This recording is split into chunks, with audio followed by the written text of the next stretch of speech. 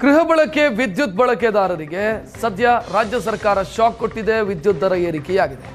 ಅದರಲ್ಲಿ 2 ಎಸ್ಕಾಂಗಳಿಗೆ ಸಂಬಂಧಿಸಿದಂತೆ ದರ ಏರಿಕೆಯಾಗಿದೆ. ಒಂದು ಬೆಸ್ಕಾಂ ಮತ್ತೊಂದು ಸೆಸ್ಕಾಂ. ಬೆಂಗಳೂರು ವ್ಯಾಪ್ತಿಯಲ್ಲಿ ಮತ್ತು ಮೈಸೂರು ವ್ಯಾಪ್ತಿಯಲ್ಲಿ ಈ 2 ಕಡೆ ದರ ಏರಿಕೆಯಾಗಿದೆ. ಮಂಗಳೂರು, ಕಲಬುರಗಿ, ಹುಬ್ಬಳ್ಳಿ, ಹುಕ್ಕೇರಿ ಇಲ್ಲಿ ದರ ಇಳಿಕೆಯಾಗುತ್ತೆ. ಕೆಇಆರ್ಸಿಯ ಆದೇಶ ಇದು. 2 ಎಸ್ಕಾಂಗಳಿಗೆ ಸಂಬಂಧಿಸಿದಂತೆ ದರ ಏರಿಕೆ ಸುಮಾರು 56 ಪೈಸೆ ಪರ್ ಯೂನಿಟ್.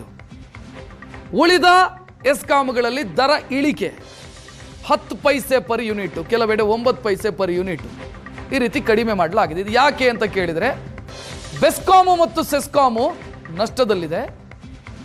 ಮೆಸ್ಕಾಮು ಮತ್ತು ಗುಲ್ಬರ್ಗಾ ವಿದ್ಯುತ್ ವಿತರಣಾ ಕಂಪನಿ, ಅದರ ಜೊತೆಗೆ ಹುಬ್ಬಳ್ಳಿಯಲ್ಲಿ ಇವರು ಕಳೆದ ಬಾರಿ ನಿಗದಿಗಿಂತ ಜಾಸ್ತಿ ಕಲೆಕ್ಟ್ ಮಾಡಿದ್ದಾರೆ ಜನರಿಂದ. ಅದಕ್ಕೆ ಅವರಿಗೆ ದುಡ್ಡು ವಾಪಸ್ ಕೊಡಿ ಅನ್ನುವಂಥ ಸೂಚನೆಯನ್ನು ಕೆಇಆರ್ಸಿ ಕೊಟ್ಟಿದೆ.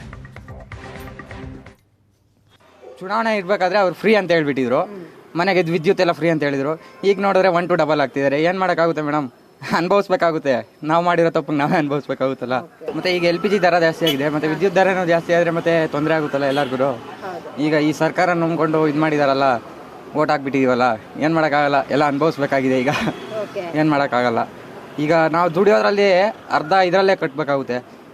ಗ್ಯಾಸ್ CNG ಕಟ್ಟಬೇಕಾಗುತ್ತೆ, LPG ಕಟ್ಟಬೇಕಾಗುತ್ತೆ, ಮತ್ತು ಮನೆ ಬಾಡಿಗೆ, ಮನೆ ಮೇಂಟೆನೆನ್ಸು ಎಲ್ಲ ಕಷ್ಟ ಆಗ್ತಾಯಿದೆ ಮೇಡಮ್. ಎಲೆಕ್ಟ್ರಿಕಲ್ ಗಾಡಿಯವ್ರಿಗೂ ಹೊಡ್ತಾ ಬೀಳುತ್ತೆ. ಒಂದು ಪಾಯಿಂಟ್ ಒಂದ್ಸಲ ರೀಚಾರ್ಜ್ ಮಾಡಬೇಕಾದ್ರೆ 4 hours ಬೇಕಂತೆ ಅವ್ರಿಗೆ, ಮತ್ತು ಅವ್ರಿಗೆ ಹೊಡ್ತಾ ಬೀಳುತ್ತೆ. ನಮಗೆ ಗ್ಯಾಸ್ ಇವಾಗ ಹೊಡ್ತಾ ಬಿದ್ದಿದೆ. ಅವ್ರು ಹೇಳಿದ್ದೇನು ಫ್ರೀ ಫ್ರೀ ಫ್ರೀ ಅಂತ ಹೇಳ್ಬಿಟ್ಟು ಹೇಳಿದ್ದು, ನೀವು ಫ್ರೀ ಕೊಡೋದೇನು ಮೇಡಮ್? ಈಗ 1 ತಿಂಗಳು ಜಾಸ್ತಿ ಆಗೋಗುತ್ತೆ. ಈಗ ಬೇಸಿಗೆ ಫ್ಯಾನು, ಫ್ರಿಜ್ಜು ಇವೆಲ್ಲ ಜಾಸ್ತಿ ಓಡ್ತಾ ಇರ್ತೈತೆ. ಆ ಬಿಲ್ ಜಾಸ್ತಿ ಬಂದೇ ಬರುತ್ತೆ. ಆವಾಗ ಏನು ಮಾಡ್ತಾರೆ, ಯೂನಿಟ್ ಜಾಸ್ತಿ ಓಡಿದಾಗ ಫುಲ್ ಬಿಲ್ ಹಾಕ್ತಾರೆ. ಅವ್ರು ಇಷ್ಟಾನುಸಾರ ಅವ್ರು ಮಾಡ್ತಾ ಇದ್ದಾರೆ. ಜನರ ಸೌಕರ್ಯ ಅಂತಲೂ ಇಲ್ಲ, ಸುಮ್ಮನೆ ಹೇಳಿದ್ದಾರೆ ಭರವಸೆಗಳು, ಇದೆಲ್ಲ ಫ್ರೀ ಅದು ಇದು ಅದೆಲ್ಲ ಏನು ಜನಕ್ಕೇನು ಅವಶ್ಯಕತೆ ಇರಲಿಲ್ಲ.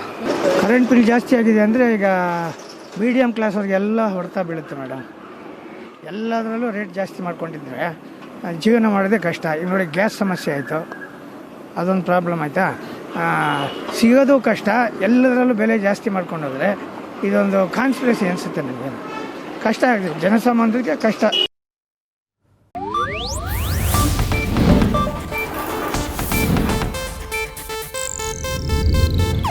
ಇದು ಏಷ್ಯಾನೆಟ್ ನ್ಯೂಸ್ ನೆಟ್ವರ್ಕ್ ಪ್ರಸ್ತುತಿ.